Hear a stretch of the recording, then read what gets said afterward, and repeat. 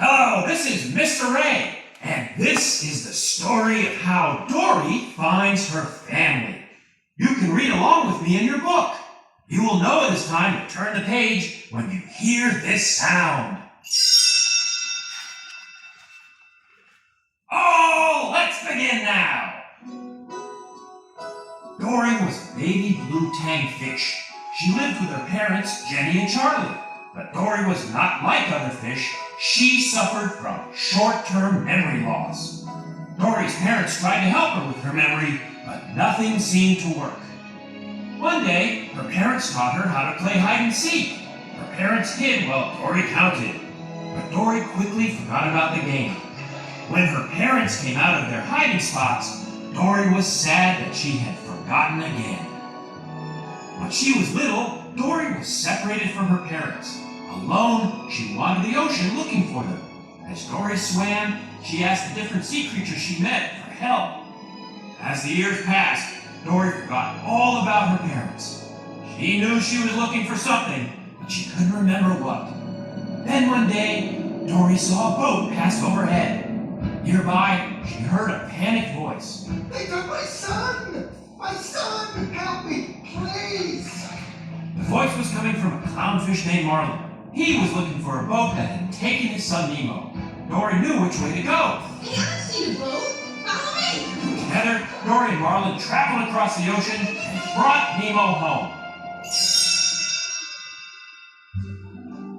When they returned from their adventure, Marlin invited Dory to live with him and Nemo on the Great Barrier Reef. Dory was very happy in her new home. One day, she went with Nemo on a class field trip to see the stingray migration. That's us! The stingrays were going home. Dory swam after the stingrays, but she got too close to the edge of the reef. She was pulled into the undertow. As her whole world went black, she had a fuzzy memory of her parents. When Dory woke up, she had a strange feeling. I remembered something. I actually remembered something important. Please. All I know is that I miss them. Do you know what that feels like? Marlin remembered how much he had missed Nemo when he was gone. Marlin sighed. I know what that feels like. He and Nemo agreed to go to California with Dory. With the help of Marlin's sea turtle friend Crush, the trio soon made it across the ocean. When they got to Morro Bay, Dory swam around shouting for her parents. A group of hermit crabs tried to shush her, but they were too late. Dory had woken a giant squid. The squid chased the trio and grabbed Nemo. The squid lost its grip, and the friends were all flung into a nearby cup forest. As Marlin comforted Nemo, he lashed out at Dory. Go in over there and forget. That's what you do best. Upset, Dory went to find help. Suddenly, she heard a voice. Won't you please join us? Dory swam to the surface, calling out to Nemo and Marlin. Guys, I got help. Marlin and Nemo caught up with Dory just in time to see a pair of hands grab her and take her away in a boat.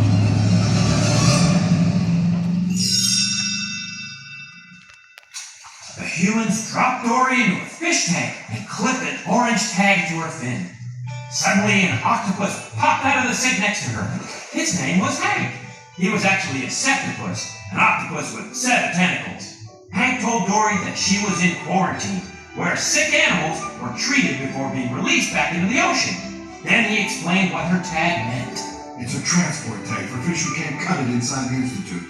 They get transferred to permanent digs, an aquarium in Cleveland. Dory told Hank that she couldn't go to Cleveland. She had to get to the jewel of Morro Bay, California to find her family. Hank looked at her confused.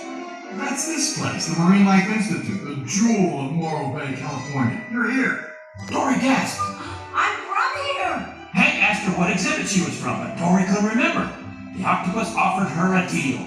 If he helped Dory find her family, she would give him her tag so that Hank could go to Cleveland in her place.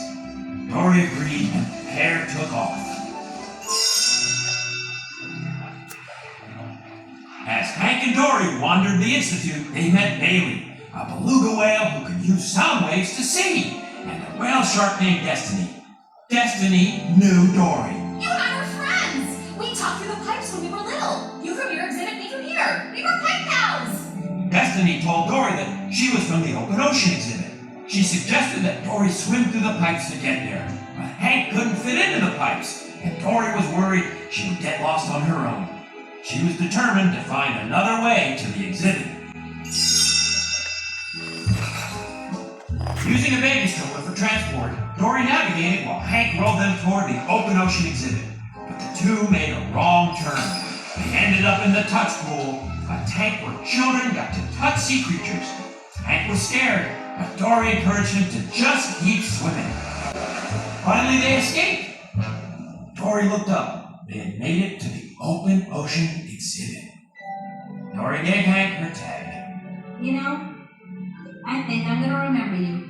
Hank shook his head. You forget me in a heartbeat, kid. I'll have a hard time forgetting you. Gently, Hank dropped Dory into the tank. Meanwhile, out in the ocean, Marlin and Nemo were looking for a way to save Dory when they met two sea lions. The sea lions explained that the boat would have taken Dory into the Marine Life Institute, where she would be put in quarantine. Marlin was worried. How would he and Nemo get inside to save Dory? The sea lions called for Becky, a bird who lived nearby. Becky scooped up Marlin and Nemo in a bucket and headed for the Institute. But Becky got distracted and left the bucket in a tree. Thinking they had been abandoned, Marlin tipped the bucket over. He and Nemo fell out and landed in an aquarium in the Institute's gift shop. Marlin looked around. No, at least we're not stuck in the bucket anymore. Back in the open ocean exhibit, Dory spotted a trail of shells. She followed it and found her childhood home. Her parents weren't inside, but her memories came flooding back. She remembered going outside to look for a shell for her mom and being sucked into the undertow. It was my fault. My parents, I lost them. Just then, a crab interrupted Dory's thoughts. He told her that the blue tangs had been taken to quarantine. Dory couldn't believe it. What? No, my parents are back in quarantine? They're being shipped to Cleveland, but I just got here. The crab gave Dory directions back to quarantine. Without Hank around, she would have to go through the pipes. Steeling herself, Dory bravely swam forward. But try as she might, Dory couldn't remember the directions. In no time, she was lost. Then Dory remembered Destiny. She called out in wail to her friend. Bailey and Destiny gave Dory directions to quarantine. Dory was almost there when she ran into Nemo and Marlin. They had found a way out of the gift shop aquarium and into the pipes. They had been looking for Dory.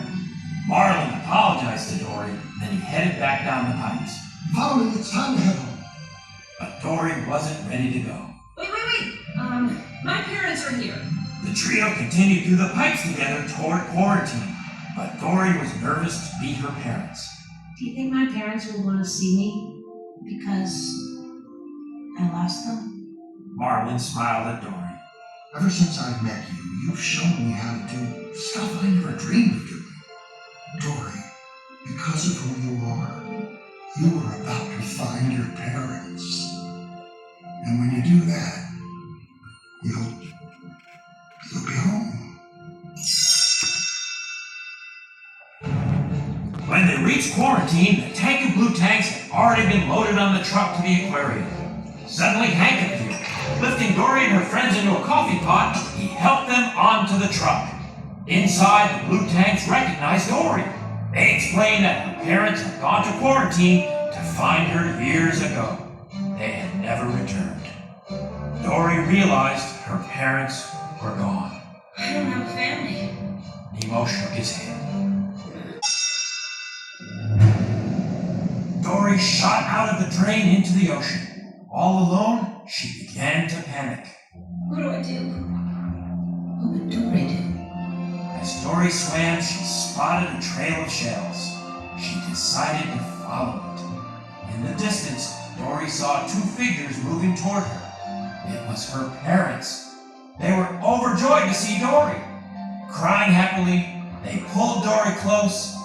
She smiled. It's you. It's really you. Dory's parents explained that when they didn't find her in quarantine, they realized that she must have gone through the pipes to the ocean. They knew they had to do the same thing. They had been waiting in the same spot for years, hoping Dory would return. When her parents asked her if she had been alone all that time, Dory suddenly remembered her friends. Marlin and Nemo were still on the truck. Dory and her parents swam toward the Institute. Dory called out to Destiny to help them. Bailey and Destiny jumped out of their pools and into the ocean. The whale shark was thrilled to see Dory. But Dory didn't have any time to waste. Bailey had used his special sight to locate the truck. Dory asked some otters for help. Destiny flipped Dory toward the truck. One of the otters caught her. On Dory's signal, all the otters began to hug. It was a cuddle party. Traffic stopped. The otter brought Dory to the back of the truck. Hank took Dory and placed her into Marlin and Nemo's tank.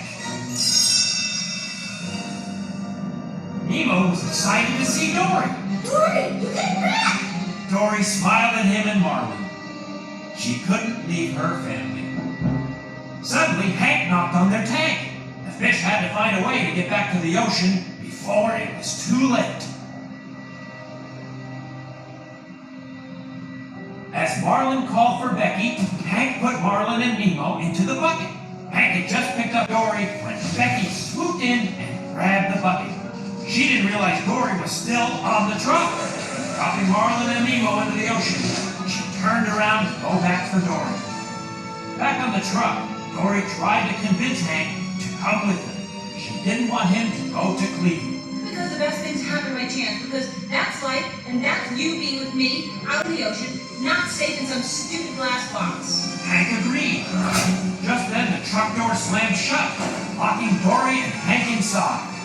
Hank was ready to give up, but Dory refused. There's gotta be a way. There's always a way. Looking up, the two spotted a vent in the ceiling. Hank was relieved. Holy Kurt, there is another way. Together, the pair squeezed through the vent. Holding Dory, Hank stretched himself across the windshield. The two Institute workers inside the truck jumped out. Hank took the driver's seat and set Dory in a cup. He steered while Dory navigated. Dory knew they had to get back to the ocean. Nervously, Dory looked at Hank. She was going to ask him to do something crazy. He smiled. I'm okay with crazy. Together, they drove the truck off the road and into the ocean. Dory, Hank, and the rest of the fish fell into the ocean where Dory's friends and family were waiting. They were free. A short time later, Dory found herself back on the Great Barrier Reef. Hank, Destiny, Bailey, and her parents had come to live with her, Marlin, and Nemo. One day, Marlin followed Dory to the drop-off. He was worried that she would forget where she was going and get lost. Dory stopped at the edge, looking out into the vast blue. Then she turned to Marlin. I was just enjoying the view. Marlin settled next to Dory and turned around. Oh, wow. It really is quite a view. Dory looked behind her. Her combined family was gathered together, smiling at her. Dory had a feeling she'd remember this moment forever.